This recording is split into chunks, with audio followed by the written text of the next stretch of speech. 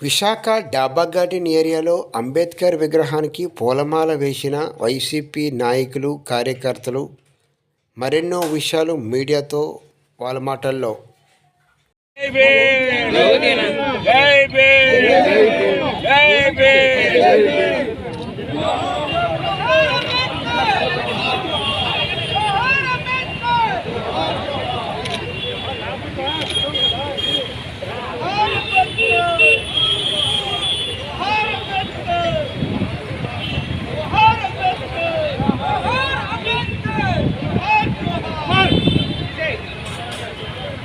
ప్రజాస్వామ్యం కలిగినటువంటి భారతదేశానికి రాజ్యాంగాన్ని రచించినటువంటి అంబేద్కర్ గారు దాన్ని ఆమోదించినటువంటి రోజు ఈరోజు.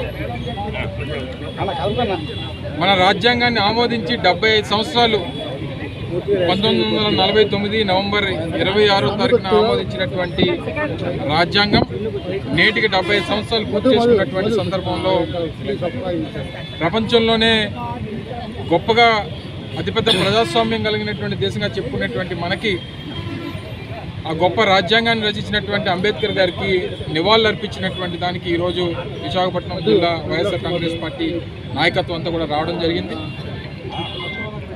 రానున్నటువంటి కాలంలో వారి ఆశయాలకు అనుగుణంగా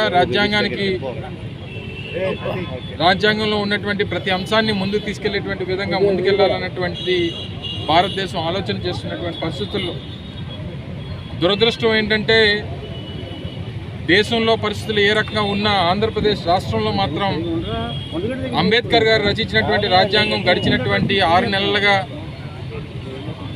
దాన్ని పరిగణలోకి తీసుకోవడం కానీ, దాన్ని ఆచరించడం కానీ, దాన్ని పాటించడం కానీ లేనటువంటి పరిస్థితులు ఈరోజు రాష్ట్రంలో ఉన్నందుకు బాధాకరంగా ఉంది.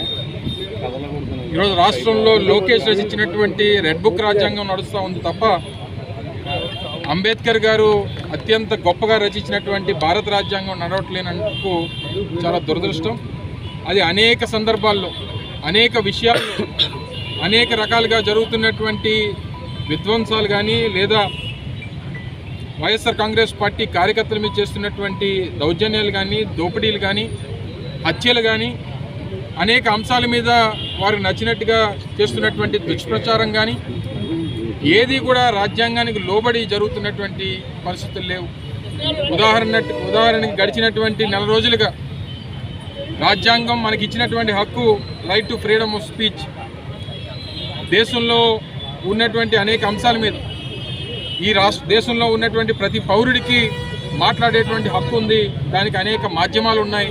ఒకటి ప్రింట్ మీడియా, ఒకటి ఎలక్ట్రానిక్ మీడియా, ఒకటి సోషల్ మీడియా. ఈరోజు సోషల్ మీడియాలో సరే ఎవరైనా తప్పులు చేస్తే తప్పులు చేసినటువంటి వారి మీద యాక్షన్ తీసుకోవడానికి ఎవరు రాజ్యాంగబద్ధంగా దానికి ఎవరు కూడా వ్యతిరేకం కాదు. కానీ కావాలని ఒక వర్గం మీదే, ఒక పార్టీకి సంబంధించినటువంటి కార్యకర్తల మీద కావాలని కేసులు బనాయించి ఈరోజు ప్రభుత్వాన్ని ప్రశ్నించేటువంటి దానికి ఆస్కారం లేదు. మీరు ప్రశ్నిస్తే మీరు శిక్షార్హులు అని చెప్పి కావాలని బెదిరించి కేసులు పెట్టి ఇబ్బందులు పెడుతున్నటువంటి పరిస్థితులు గడిచినటువంటి 4 రోజులుగా చూస్తూ ఉన్నాం. ఇవన్నీ కూడా చాలా బాధాకరమైనటువంటి విషయం. ఏదేమైనప్పటికీ రాజ్యాంగం ఏదైతే అమల్లో ఉందో, అంబేద్కర్ గారు రచించినటువంటి రాజ్యాంగం వారి ఆశయాలకు అనుగుణంగా, వారి తాలూకా ఆలోచనలకు అనుగుణంగా భారతదేశం ఈరోజు అత్యంత శక్తివంతమైనటువంటి దేశంగా ప్రపంచంలో ముందుకు వెళ్లాల్సినటువంటి పరిస్థితుల్లో ఈ పరిస్థితుల్లో ఆంధ్రప్రదేశ్ రాష్ట్రంలో ఉండడం చాలా బాధాకరమైనటువంటి విషయం. తప్పకుండా రానున్నటువంటి కాలంలో మరింత ప్రజల పక్షాన వైఎస్ఆర్ కాంగ్రెస్ పార్టీ, జగన్మోహన్ రెడ్డి గారు, వైఎస్ఆర్ కాంగ్రెస్ పార్టీ నాయకులు, కార్యకర్తలు ప్రజల పక్షాన పోరాటం చేస్తాం. అనేక అంశాల మీద ప్రజల్లోకి వెళ్తాం. ప్రజలకి ఇచ్చినటువంటి